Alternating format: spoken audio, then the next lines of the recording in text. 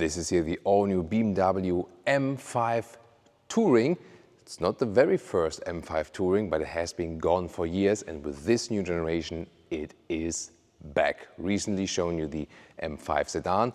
Now it's about the big performance estate at BMW with Thomas Autogefuehl in 4K, full screen, full length. Let's go. Hey, before you say, I'm in the Northern American market anyway, and we never get the Tourings at BMW, wait just a minute, because the M5 Touring will also be available for the Northern American market.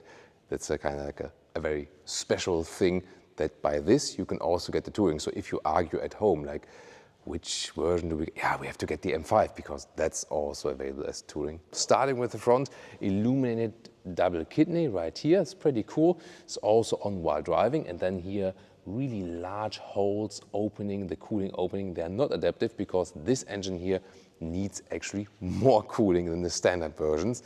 And then here frozen deep gray is the color, so it's a matte color. You also hear that you feel it, pretty cool. Headlamps, standard adaptive LED. Also here with these blue accentuations on the inside, but darkened at the side. And overall, black or dark chrome is the scheme here of the M5 Touring. Wheels, 20-inch in the front, 21-inch in the rear, so mixed wheels. Optional carbon ceramic brakes, they are also mounted right here. And this also equipped with all black wheels for the most sinister look. And from the, yeah, Leah likes that, I know. Here from the engine concept, you can already see right here, this will be a plug-in hybrid. Zoom out to the engine concept if you haven't heard about that so far. Length is 5 meters and 10 or 201 inches. And here this typical estate styling. Once again, here also all the way blacked out. And you also have this spoiler, and here this enhancement is also for the aerodynamics and so on. You get a rear axle steering as standard, up to 1.5 degrees in the opposite or in the parallel direction, and also adaptive suspension, so it switches according to the driving mode. And then you can see here the tail lamps are nicely integrated, also begin already at the side. And then the Touring here in this generation has not anymore this separated glass roof, so this is just a normal hatch. Has been criticized by previous owners. However, the M5 then has these really large diffuser styling in the lower part and real exhaust pipes, 4, 1, 2, and the other 2 at the other side. There we go. And then let's directly open this one, and you lose a little bit of liter figures because of the plug-in hybrid system. So it's only 500 liters here. Yeah, but you see, you can still very well live with that. I'll show you why. First of all, here, this top part, this cover, is not electric anymore in this generation. It's manual. However, when you open the hatch, then it goes like this, so you can easily load things in and out. And then I'll also make you some light right here. You can better see the trunk. There we go. So, and the good thing is, it's a very big advantage in comparison to the sedan. Here it's like almost 115 meters in width. So that's like 44 inches, and the length is indeed also one, you know, like not quite, it's like 1 meter and 5 or 42 inches. And the height here, this is of course another example. How good is it? 70 centimeters or like 27 inches. So definitely way more versatile here with the estate. So you can combine performance estate or performance with estate driving. There we go. We can also fold the seats. It also folds relatively flat. That's actually a very good thing. And also this top cover here, you just press it here and you press it on the other side as well. And then it's easily demounted like this. And you can take it out or just put it into place. So an easy solution. And underneath you have a little bit more space like that.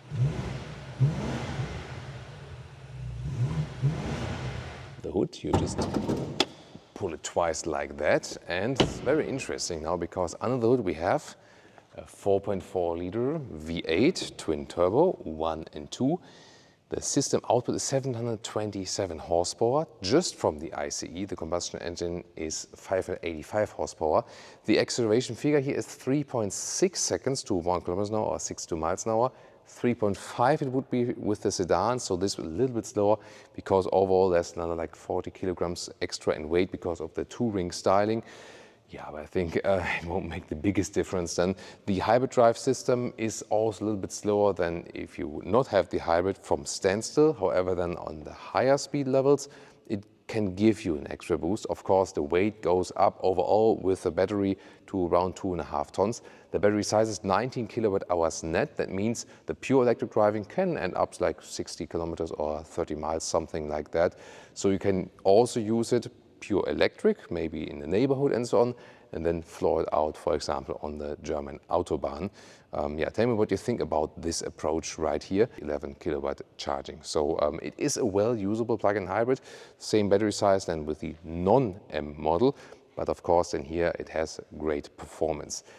How does it work with the all-wheel drive? You still have a rear-wheel bias, there's also a rear differential, and no matter if you drive electric or with the combustion engine or both combined, it will be always the same all-wheel drive setup. And in the settings on the interior, you can also go for a two-wheel drive only mode. So for this is then rear-wheel drive only if you still want to make some donuts or something with your M5 Touring.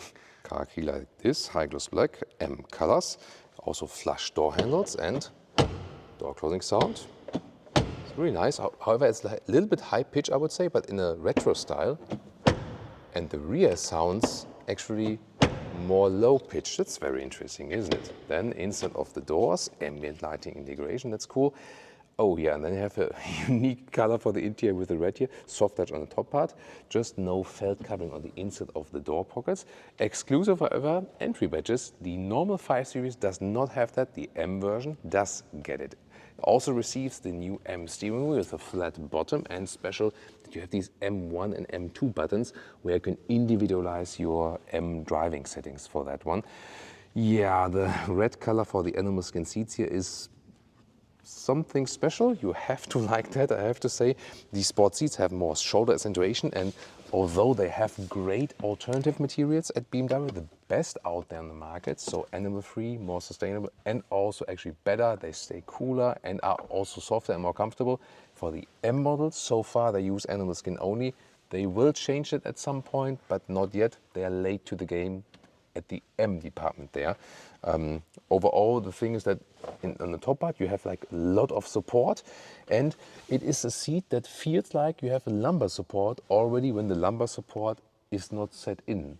You have to, be aware of that just. Then headroom here, this is the one with the panoramic roof. Then with 189 or 602, there's still some headroom left, not too much. You could also get just a pure fixed roof. But what is not available is the carbon fiber roof. That is only available with the sedan. And if you have this panoramic roof here, you can apply a shade for really hot days. It's just that you cannot open it completely, like not in leaving fresh air in. I also like here the ambient lighting in the cockpit, because here in the middle part you also have the M colors. And this is here demo mode where you can see the speed and also the RPMs turned up. This is like the driver POV, very important here for an M vehicle. Still real buttons at the steering wheel, at least a mix, and of course these real M buttons. And also here these large shifting pedals, they are actually quite cool.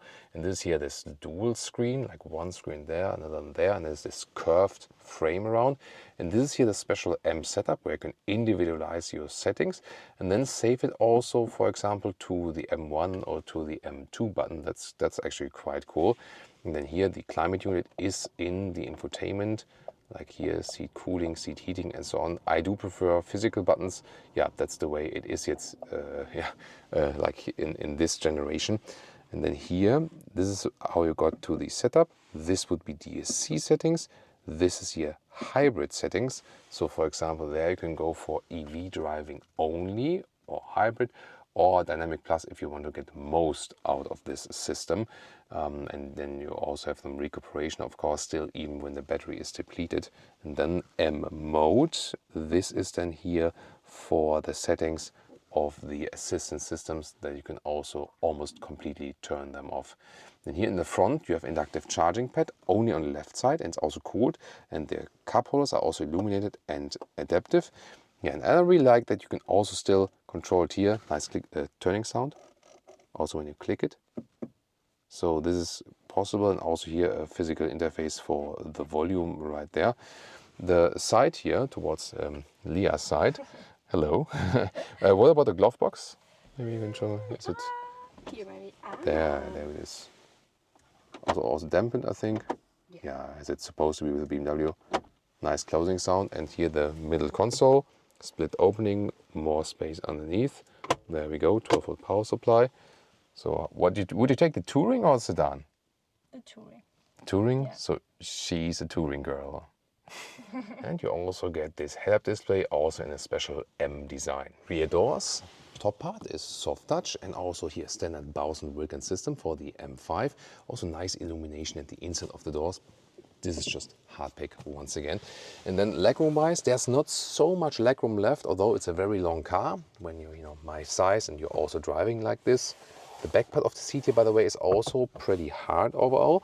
I like the climate unit, although this one is not physical, at least it looks cool for the rear passengers. USB-C charging is included there as well. And then the seating comfort itself is, that's getting loud now, right? It's interesting. So when I activate it in the front and in the rear, it also gets activated in the front. Then yeah, okay, gotta turn it off again. Ooh, it's like blown away. Headroom here. So with 189, still some left, but here this panoramic roof, yeah, it does cost you some headroom. And if you have a sedan, for example, without like a panoramic roof, like with a fixed roof, it's more or less the same, although the Touring continues right here. So I think the most headroom should be the Touring with a fixed roof, actually. The seats themselves here, let's see if we can adjust them somehow in the angle. Let's see. No, actually not. So it's either like this, it's loose for folding, or like this, and then it's fixed, and that's it. Here, there's some cup holders, adaptive, and you can also use this ski hatch. Yeah, but at least loading through and the trunk volume and so on is still quite good. So the sedan definitely, especially in combination with the hybrid drive system, has more limitations in the trunk, I feel, than the estate one has here. So next to the missing electric cover here and also the separate glass roof, which is not there anymore. Here, the material at the inside part here is a little bit cheap considering that price here. So this also needs to be topped up in the game, I feel. However, what you can do with the M5 Touring is use the towing capacity, not with this very vehicle here, but you can optionally get a towing hook, and then you can pull up to 2 tons. And the diffuser here would look a little bit different than because of the geometry, because you need to apply the towing hook then there. Yeah, maybe at some point, maybe at a driving event or so on, we can also catch one with the towing hook and then show it to you. If you decide between the sedan and the Touring, there's a tough pill to swallow. 2,000 euros extra if you pick the Touring in comparison to the sedan. If that plays a role in that price segment, because it starts at 146,000 euros as a German reference price. The US dollar prices will be rather like 120,000 something US dollars without VAT. And though here in Germany we already give always the included VAT prices. That's why the US prices always look way cheaper than they are in Germany actually. Yeah, but then overall, of course, what also might play a role, depending on the taxation rules. In Germany, for example, the monthly taxation, when you have this one as a company car, will be way lower than if it would be a non-hybrid version. So there are always pros and cons here with the new hybrid drivetrain concepts and so on. Also with this one, increased weight, yes. Yet again, in some parts you have more performance. You can drive all electric, yeah, and also taxation will be lower for all these company cars. What do you think about the concept, and would you go for a Touring or rather for the M5 sedan? You can check it out right there. And competitors, of course, are the Mercedes E53. It's also available both sedan and as the estate.